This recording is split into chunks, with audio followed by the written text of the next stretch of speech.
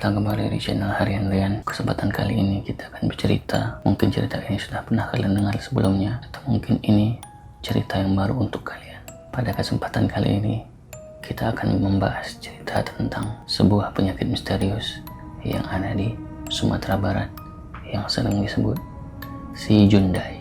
Si Jundai adalah penyakit mistis yang disebabkan oleh guna-guna atau ilmu hitam menggunakan media gas yang tengkorak atau disebut gasing tengkorak. Penyakit ini membuat orang yang terkena akan menunjukkan gejala-gejala seperti orang yang terkena penyakit skizofrenia, berperilaku menyendiri, uring-uringan, berteriak, menarik-narik rambut, marah-marah, atau mengamuk tanpa sebab, dan memanjat-manjat dinding seperti orang depresi. Penyakit ini muncul biasanya di waktu-waktu tertentu seperti setelah waktu maghrib. Orang yang terkena penyakit ini akan berteriak, manggil-manggil nama orang yang mengirimkan penyakit ini. Ritual gas yang tengkorak yang membawa penyakit si Jundai ini digunakan oleh seseorang yang sakit hati pada lawan jenisnya. Apakah sakit hati karena dihina atau sakit hati karena cintanya ditolak, sehingga orang ini mendatangi orang pintar atau dukun untuk mengadakan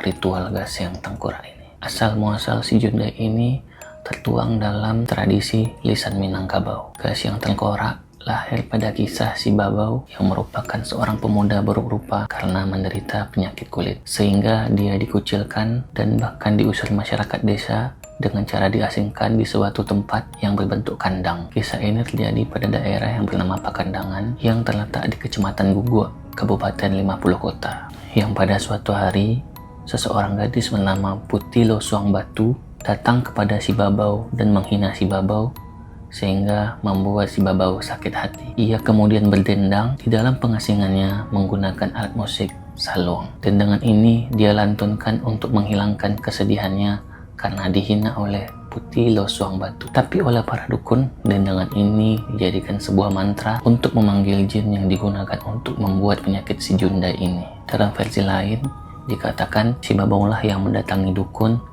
untuk mengguna-guna atau mempelet si Putih Losuang Batu dengan menggunakan media gas yang tengkorak untuk memberikan penyakit si Jundai ini kepada Putih Losuang Batu, agar Putih Losuang Batu jatuh hati dan bertekuk lutut kepada si Babau. Syarat untuk melakukan ritual gas yang tengkorak ini untuk mendatangkan penyakit si Jundai menurut beberapa sumber harus menyiapkan beberapa sesajen berupa nasi kuning, beras rendang, bunga panggia-panggia, daun sirih, telur, kemenyan, serta salah satu unsur atau benda milik seseorang yang akan diguna-guna seperti rambut, kuku, foto, atau bagian dari pakaiannya. Dan yang paling penting dari semua ritual ini adalah gas yang tengkorak atau gasing tengkorak yang terbuat dari tengkorak orang yang sudah meninggal karena dibunuh namun masih sempat melakukan perlawanan. Kemudian tali yang terbuat dari kain kafan yang dipilin halus berjumlah 2 helai. Ada juga sumber yang mengatakan bahwa nama benang ini atau tali ini adalah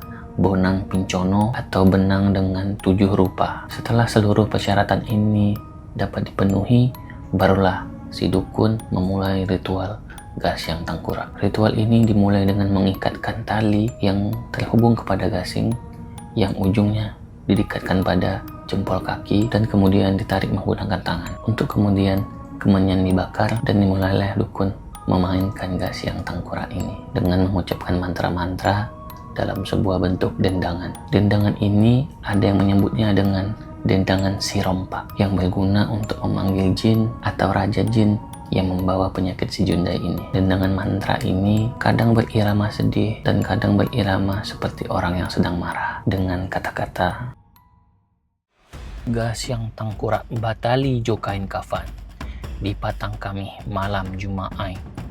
Tolonglah japui si rajo setan, japuilah si putih si gadis sombong. Suruhnya sujud di kaki si Babau, jika nak namuah tanggang matonyo, tanggang salero bia nyoraso, tangguang si Jundai bia si Putih nyo namuah jo si Babau, siang jo malam nyo cari si Babau. Bayangkan kepikiran si Putih baso si Babau gagah orang, ndak ado tandiangannya di dunia nanko. Capeklah si Jundai si rajo setan, si Babau menunggu di pondok nangko. Jika ritual ini berhasil, maka si target akan terkena penyakit si Jundai ini. semakin kencang si dukun memainkan gasingnya, maka akan semakin meraung-raung si korban memanggil-manggil nama si pengirim penyakit ini agar dapat bertemu dengan laki-laki ini atau orang yang mengirimkan guna-guna ini. Jika penyakit ini tidak disembuhkan, maka korban akan terkena gangguan jiwa permanen atau bahkan bisa sampai kehilangan nyawanya. Ritual guna-guna ini menurutku berbeda dengan ritual guna-guna yang lain. Umumnya orang yang mengirim guna-guna adalah suatu hal yang harus disembunyikan.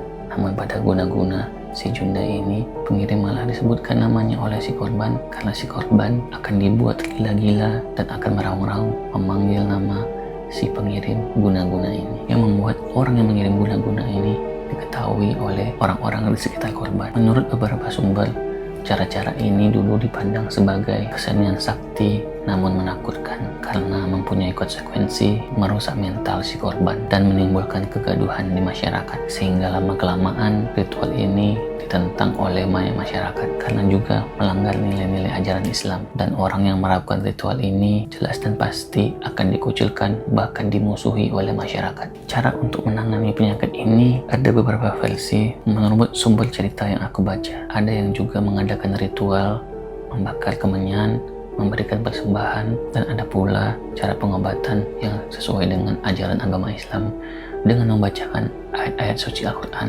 kepada si korban. Dengan ikhtiar ini diharapkan si korban bisa terlepas dari guna-guna si Jundai ini dan si pengirim guna-guna ini mendapatkan balasannya nanti. Nah, itulah sedikit cerita mengenai penyakit si Jundai dengan menggunakan media gas yang tengkorak. Semoga teman-teman yang menonton video kali ini mendapatkan informasi baru dan cerita baru, dan hal yang dapat kita pelajari dari cerita kali ini adalah agar kita selalu dapat menjaga tutur kata dan lisan kita agar tidak menyakiti hati orang lain. Sampai jumpa di video selanjutnya. Mungkin teman-teman dapat memberikan saran tentang cerita apa mengenai Sumatera Barat yang harus aku bahas dan aku bawakan pada video selanjutnya. Terima kasih sudah menonton.